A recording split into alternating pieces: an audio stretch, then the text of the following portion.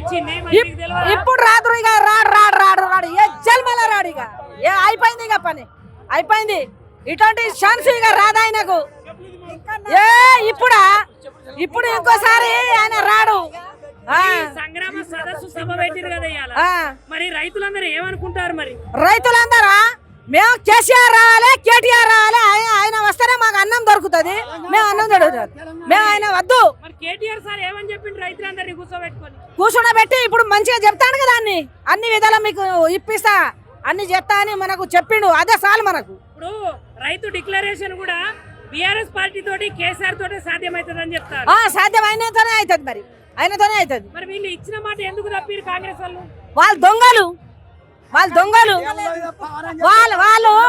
వాళ్ళే రింపుకుంటారు వాళ్ళే రింపుకుంటారు మళ్ళా పవారం తింటారు ఈ వట్ట మీద అని అంటారు ఈ వట్ట అంటారు ఆ వట్ట అంటారు ఏది వాళ్ళది ఏది కేసీఆర్ మనకు బతికించేది కేసీఆర్ ఎప్పుడైనా కేసీఆర్ కు మరవద్దు.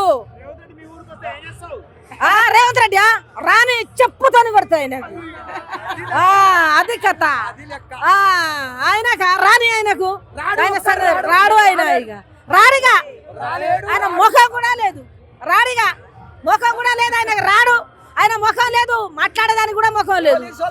ఏది గ్యారెంటీ 6 గ్యారెంటీలు ఏవి అయినాయి మరి మీకు 6 గ్యారెంటీలు ఇచ్చిండు 420 హామీలు ఇచ్చిండు మరి ఏం అమలు కాలేదా? ఏది అమలు కాలేదు ఏది అమలు కాలే కొందరు ఎడతారు కొందరికి రుణమాఫీ చేసాడు కొందరికి చేయలే మరి వాళ్ళే నవ్వుతారు వీళ్ళని కోడి కోసుకొని తింటారు ఒక్కడు నాది కాలేదు రో నాయన ఎట్లా కావాలని వాడేస్తాడు. ఇందిరమ్మ ఇండ్లు అన్ని ఊర్లలో మంచిగానే వచ్చినాయి ఎవరికి రాలేదు మా ఊర్లో ఒక 2 వాళ్ళు కాంగ్రెస్ వాళ్ళు వచ్చారు వాళ్ళు కాంగ్రెస్ వాళ్ళట వాళ్ళకే ఇద్దరికే వచ్చారు వాళ్ళకి ఇద్దరికే వచ్చారు వాళ్ళు టీఆర్ఎస్ వాళ్ళకి ఏడట టీఆర్ఎస్ వాళ్ళకు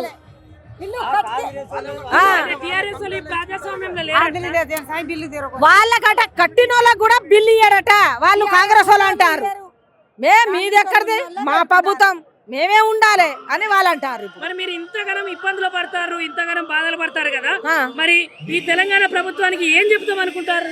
మేమా ఇప్పుడు ఓటు పెట్టినప్పుడు బుద్ధి అవుతుంది ఇప్పుడు బుద్ధి చెప్పాలి మనం మళ్ళా వచ్చే ఎలక్షన్లా బుద్ధి చెప్పాలి వీళ్ళకు. రేవంత్ రెడ్డిగా ఇంకా గుద్దుతానా ఇట్లనే గుద్దుతాం. మరి ఇవాళ తెలంగాణ రాష్ట్రంలో రైతులు ఎందుకు బాధలు పడుతున్నారు ఇంత గోసలు ఎందుకు పడుతున్నారు? ఇంత గోస ఎందుకు పడతానంటే ఈ రేవంత్ రెడ్డి చేయబట్టి కాంగ్రెస్ ప్రభుత్వం చేయబట్టి గోసపడతారు. ఎందుకు కాంగ్రెస్ ప్రభుత్వం రైతులను రాజులని చేస్తానని చెప్పి రాజు లేదు నష్టం చేసిండు అంతా నువ్వు అట్లా చెప్తాను చచ్చిపోయేటట్టుగా చేస్తాడు ఆయన. ఒక్క ఊరియా బత్త ఇస్తలేడు మొక్కజొన్న కొనుగోలు చేస్తలేడు వడ్లు కూడా సరిగా చెత్తలేడు ఊరియా బత్తలు లేవు అసలే. మేము గోసపడుతున్నాం ఎంత గోసపడుతున్నాం అందరికి తెలుసు. రుణమాఫీ అన్నాడు రుణమాఫీ చేయలే రుణమాఫీ చేయలే ఆయన సగం మందికి చేసిండు సగం మంది ఎడతారు వాళ్ళు కొందరికి అయినప్పుడు కొందరు వాళ్ళు నవ్వుతారు మేము ఎడతాం. కరెంట్ బిల్లు కూడా అట్లా కరెంట్ కూడా సరిగా ఇస్తలేడు జీరో బిల్లు ఎవరికి ఇస్తాడు లేదు జీరో బిల్లు లేదు ఏం బిల్లు లేదు వాళ్ళ అబాధాలు అన్ని అబాధాలు ముచ్చట పెట్టి మళ్ళా 2500 ఇస్తాం అని మహిళలకు చెప్పి అట్లా మోసం చేసి ఫ్రీ బస్ ఎవరు ఎక్కుతారా మేము రోజు ఎవరు పెట్టుకున్నాడు ఆయనకు మాకు అవసరమా అది మాకు అవసరమే లేదు దాంతో లేదు రూపాయి ఇస్తలేడు. అదే కేసీఆర్ ఉన్నట్టయితే టేం అందిస్తాడు కేసీఆర్ ఇప్పుడు మాట అంటే మాటే ఉంటది ఆయనది. ఇట్లాంటి బోకర్ ముచ్చట్లా మాట్లాడాడు వీళ్ళ లెక్క. వీళ్ళు కాంగ్రెస్ దొంగలు కాంగ్రెస్ దొంగ మాకు ఎప్పుడు చేయలేదయ్యా. మళ్ళా కేసీఆర్ వస్తేనే మళ్ళా అన్నం మాకు ఎప్పుడైనా టేముకుంటేమో ఇతరానికి అందిస్తాడు పైసలు రుణమాఫీ కూడా కొంత చేస్తాడు ఆయన రావాలి. జై తెలంగాణ మరి ఇవాళ తెలంగాణ రాష్ట్రంలో రైతులు పడుతున్నటువంటి గోసల గురించి ఏమని చెప్తారు అన్న? కాంగ్రెస్ ప్రభుత్వం వచ్చినాక రైతు అనేట ఆయన బతకడమే కష్టంగా మారిపోయింది. నానా గోస నానా యాత పడుతూ ఉన్నాడు. ఇలా పొద్దుగాల మబ్బులు వచ్చినాయి ఇంటిల్లి పదంతా పోయారు మళ్ళీ మొక్కజొన్నల మీద ఒడ్ల కాడబెట్టి కావలు పడుకున్నారు. కనీసం పండిద్దామంటేనో పంటకు పంటలు పైర్లు చేసుకుందామంటున్నావు, యూరియాకు దిక్కు లేదు, తర్వాత రేట్లు గిట్టుబాటు ధర లేదు, తర్వాత పండించిన పంటను కనీసం అమ్ముకుందామంటే కూడా నువ్వు డబ్బులు ఎన్నడితో దిక్కెరుగు, కనీసం కొనుగోలు చేసే నాదులు లేకపోవడం వల్ల ఈరోజు నానా గోస నానా యాతన పడుతూ ఉన్నారు. ఒక దశలో రైతన్న ఇక ఏం చేయలేని పరిస్థితులు కూడా పండిస్తున్నాడు తప్ప ప్రేమతో ఈ పంటలు పండిస్తున్నాడు. ఓ రోజు కనుక రైతు కనుక ఆగిన రోజు ఈ రథచక్రం మొత్తం జీవన మనగడే ఆగిపోద్దన్న విషయాన్ని పాలకులు మర్చిపోతూ ఉన్నారు. ఓట్ల వరకు రేవంత్ రెడ్డి గారు ఎన్నో మాటలు చెప్పారు రేవంత్ రెడ్డి గారు, కానీ ఇప్పటి వరకు నెరవేర్చిన ఏమీ లేవు. ఇదే రైతు డిక్లరేషన్ రాహుల్ గాంధీ గారి సమక్షంలో వరంగల్ గడ్డ మీద ఆర్ట్స్ సైన్స్ కళాశాల మీద 34 డిమాండ్లతోటి మేము అధికారంలోకి వస్తే రైతు వ్యవసాయ రంగానికి ఇన్ని చేస్తామని చెప్పడం జరిగింది. 34 4 కూడా చక్కగా నెరవేర్చలేదు. పూర్తి స్థాయిలో 100% కూడా ఏది చేయలేదు. అది రైతు బంధు విషయం కానీ, రుణమాఫీ విషయం కానీ, గిట్టుబాటు ధర కానివ్వండి, బోనస్ విషయం కానివ్వండి, ఆఖరికి పంటల కొనుగోలులో కూడా ఫెయిల్ అయిపోయింది. ఈ రేవంత్ సర్కారు రైతులకు శరాఘాతంగా మారింది. ఈ కాంగ్రెస్ ప్రభుత్వాన్ని ఈరోజు కూకటి వేళ్లతోటి తీసి సముద్రంలో కలిపేస్తే తప్ప కాంగ్రెస్ పార్టీ ఉంటే ఈ రైతు మనగడ కంప్లీట్గా ఆగిపోయే పరిస్థితి కనపడతా ఉంది. తప్పకుండా ఈ రైతు సంగ్రామ సదస్సుకు స్వచ్ఛందంగా నర్సంపేట ప్రాంతం నుంచి నర్సంపేట నియోజకవర్గానికి గౌరవ పెద్ద రెడ్డి గారి నాయకత్వంలో కేటీఆర్ గారు కేసీఆర్ గారు ఇచ్చిన పిలుపు మేరకు ఈరోజు స్వచ్ఛందంగా సుమారు మేము 3000 మంది 4000 మంది అంటే 8 నుంచి 10,000 మంది స్వచ్ఛందంగా వాళ్ళే వెహికల్ వాహనాలు అరేంజ్ చేసుకొని కూడా రైతులు వస్తూ ఉన్నారు. మా ప్రాంతంలో నిన్ననే గౌరవ కేటీఆర్ గారు నర్సంపేట మార్కెట్ యార్డ్ని కూడా సందర్శించడం జరిగింది. 2 లక్షల బస్తాల మక్కలు మార్కెట్లో ఉన్నాయి, మేము కొంటలేమని చెప్పి బోర్డు పెట్టుకున్నారు. ఈ చేతగాని కాంగ్రెస్ ప్రభుత్వం రేవంత్ రెడ్డి ప్రభుత్వం నర్సంపేట మార్కెట్లో జరిగిన సంఘటనే నిదర్శనమన్నా. అంటే అన్న ఇంకొక ముచ్చటకు వస్తే రైతును రాజును చేస్తాము, రైతును రారాజు చేస్తామని చెప్పేసి మరి ఇలా రైతులైతే ధాన్యం కుప్పల దగ్గరనే మరణించిన దాఖలాలు ఉన్నాయి. మరి రైతులందరూ మరణిస్తుంటే రాష్ట్ర ప్రభుత్వం కళ్ళు మూసుకుంటున్నదా? మరి ఎక్కడేసిన గొంగడికి అక్కడనే ఉన్నదా? అన్న రైతును రాజు రారాజు అనే కన్నా రైతుగా కూడా ఈరోజు విలువిస్తలేదన్న ఈ కాంగ్రెస్ ప్రభుత్వం. రైతును రైతుగా కూడా విలువేయకపోవడం వల్లనే మీరు ఇప్పుడు ఇలా మక్కలన్నా సుమారు 40 నుంచి 45 రోజులు మక్కలు అంటే దాన్ని నూర్పిడి చేసుకొని రోడ్ల మీద ఇంటికాడ మార్కెట్ యార్డ్లలో నూర్పిడి చేసుకొని పెట్టుకొని ఇలా పడుకుంటున్నారు జరుగుతూ ఉందన్న. అదేవిధంగా ధాన్యంది కూడా మీరు నిన్న మా నర్సంపేట నియోజకవర్గంలో గూడూరు ప్రాంతంలోనే ఒక రైతు ఆల్రెడీ అక్కడ మైబాద్ కాన్స్టిట్యున్సీ పరిధిలో ఒక రైతు కుప్ప కాడ కావలి పడుకొని చనిపోవడం జరిగింది. ఈరోజు 45 సెంటీగ్రేడ్ల ఉష్ణోగ్రతలో 45 నుంచి 50 మధ్యలోకి వస్తూ ఉన్నది. దారుణమైన పరిస్థితి. రైతు పంట అమ్ముకోవడం కన్నా ప్రాణాలు పోగొట్టుకుంటాడన్నా. ఈ పాపం ఊరికేనే పోదు.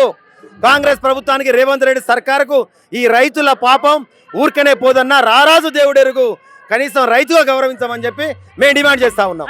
ఒక రైతుగా నేను అడుగుతున్నా, మరి మీరు ఒక రైతుగా ఇవాళ వచ్చినటువంటి సభ సదస్సుకు ఎంతమంది రైతులు వస్తారు సుమారుగా? అన్న మా పార్టీ వాళ్ళు పిలిపించి స్వచ్ఛందంగా రమ్మని చెప్పిందే 15 నుంచి 20,000 మంది అన్నారు. కానీ మీరు చూస్తే ఇప్పుడే చూస్తూ ఉందన్న 10 అవుతా ఉంది, 11 కూడా కాలే, 11 కాలే. ఈ గ్రౌండ్లలోనే కనీసం 50,000 మంది కనిపిస్తూ ఉంది. రోడ్లన్నీ బ్లాక్ అయిపోయినాయి. మేము ఆల్రెడీ వరంగల్ రోడ్డు నుండి ఇడికి రావడానికి మాకు అర్ధగంట పట్టిందన్న. అంటే జామ్ అయిపోయి కూర్చున్నది. కనీసం పోటీ మీటింగ్లు పెట్టి రేవంత్ సర్కారు ప్రజలకు న్యాయం చేయాల్సింది పోయి పోటీ మీటింగ్లు పెడతా ఉన్నాడు. పోటీ మీటింగ్లతోటి ఆయన ఎంత అంటే భయం. ఆ పోటీ మీటింగ్ తోటే రేవంత్ రెడ్డికి కాంగ్రెస్ ప్రభుత్వాన్ని ఎంత భయం పట్టుకుందో అన్ని వర్గాల ప్రజల నుంచి ఈరోజు విద్యార్థులు, యువకులు, ముఖ్యంగా మహిళలు, తర్వాత రైతాంగం, తర్వాత ఉద్యోగస్తులు, అన్ని వర్గాల ప్రజలు ఎన్నో ఆశలతోటి మార్పు కావాలనే మాట మీద నమ్మి ఓటేసిన పాపానికి నానా గోసపడుతున్నాం.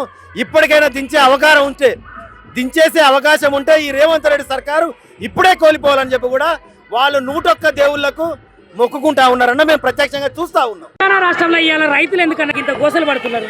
మీరు అందరు కూడా చూస్తూ ఉన్నారు. ఎందుకనంటే రైతును రాజును చేసాడు కేసీఆర్. రైతును చేసింది కాబట్టి రైతును చంపేయాలన్నటువంటి కుట్ర మరి ఈనాడు కాంగ్రెస్ ప్రభుత్వం చేస్తూ ఉన్నది. తెలంగాణ రాష్ట్ర సాధననే రైతు ఉద్యమంగా కొనసాగి తెలంగాణ రాష్ట్రాన్ని సాధించినటువంటి కేసీఆర్ గారు తీసుకొచ్చినటువంటి ఆనవాళ్ళను చెరిపేయాలనంటే రైతులను అభివృద్ధిలోకి తీసుకొచ్చినటువంటి రైతుల ఆనవాళ్ళను కూడా చెరిపేసే కుట్రలో భాగంగా జరుగుతున్నటువంటి కుట్రగానే ఇవాళ మనం చూస్తూ ఉన్నాము. ఇవాళ కొనుగోలు కేంద్రాలలో కావచ్చు, మిగతా ఎక్కడైనా కావచ్చు, ఇవాళ కరెంటు విషయంలో కావచ్చు, రైతును అరిగోస పెడుతున్నటువంటి సందర్భం అంతా కూడా కేసీఆర్ మీద ఉన్నటువంటి కోపం అంతా కూడా ఇలా రైతుల మీద చూపిస్తున్నాడు రేవంత్ రెడ్డి. అంటే ఆయాల మీరు కాలుకు గజ్జ కట్టుకొని భుజాన గొంగడేసుకొని మీరు చేసినటువంటి ఊరూరు ఉద్యమాలు మరి అవన్నీ ఏమైనట్టు? ఇప్పుడు ప్రభుత్వాన్ని తెచ్చుకున్నాము, మరి ఎందుకు ఇంత అధ్వానంగా తయారైపోయింది?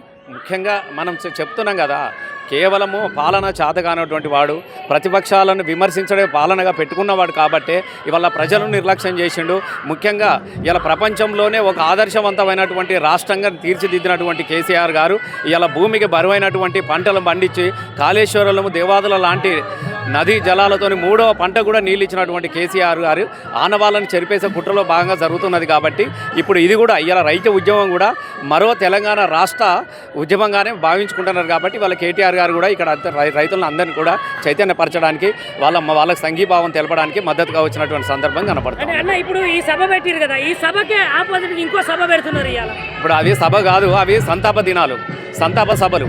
ఇప్పుడు రైతులను చంపేసి 3 రోజులు సంతాప సభలు పెడతా ఉన్నాడు. ఇక్కడ రైతులు ఆత్మహత్యలు చేసుకుంటా ఉన్నారు. నిన్న కాకమొన్న గద్దె మీద కూడా, నిన్న గద్దపాకలో కూడా కుప్ప మీద కూలిపోయి రైతు గుండాయి చచ్చిపోయినట్టు సందర్భం నుంచి సంబరాలు అనేది చేయడం అనేది అది సిగ్గుచేటు. కాబట్టి అలా ప్రభుత్వం చేసే రైతు సదస్సులన్నీ రైతు సంతాప సభలుగా మేము భావించుకుంటున్నాం. చూసుకుంటానులా లోపల ఉన్నటువంటి సభా ప్రాంగణంలో కూడా మొత్తం జనాలతోటి కిటకిటలు ఆడిపోయింది. కేటీఆర్ గారు అయితే రైతులకు చెప్పేటువంటి విషయాలు అయితే చెప్పిర్రు. సభా ప్రాంగణం తర్వాత ఇక్కడ ఉన్నటువంటి జనాలు అయితే కొంతమంది బయట ఉన్నారు. మరి సభనైతే మనం చూసుకుంటే రైతు సంగ్రామ సభ పేరు మీద పెట్టినటువంటి ఏదైతే కేటీఆర్ గారు సభ నిర్వహించారో ఆ సభ అనేది సక్సెస్ అయిందని మనమైతే ఇక్కడ చూసుకుంటేనైతే ఖచ్చితంగానైతే చెప్పవచ్చు. అదేవిధంగా రైతు డిక్లరేషన్ గురించి కాంగ్రెస్ ఇచ్చినటువంటి హామీలు ఏవైతే ఉన్నాయో ఏమో వాళ్ళ నీళ్ళ మీద మూటలాగానే అయిపోయింది. అదేవిధంగా రైతు డిక్లరేషన్ అనేది తప్పకుండా బీఆర్ఎస్తోనే, అది కేసీఆర్ గారితో సాధ్యము అని ఇక్కడ ఉన్నటువంటి రైతులు అయితే చెప్తున్నారు. మరి రైతులకు ఇచ్చినటువంటి హామీలు ఈ ప్రభుత్వము నెరవేర్చకపోయేసరికి రైతులందరూ అయితే ఈ రాష్ట్ర ప్రభుత్వం మీద ఆగ్రహంతో ఉన్నారు. అదేవిధంగా రేవంత్ రెడ్డి గారి మీద ఆగ్రహంతో ఉన్నారని అయితే మనమైతే చెప్పుకోవచ్చు. సో చూస్తూనే ఉండండి మిర్రర్ టీవీ, నిరంతరం ప్రజాపక్షం. కెమెరామ్యాన్ సురేంద్రతో గుణ.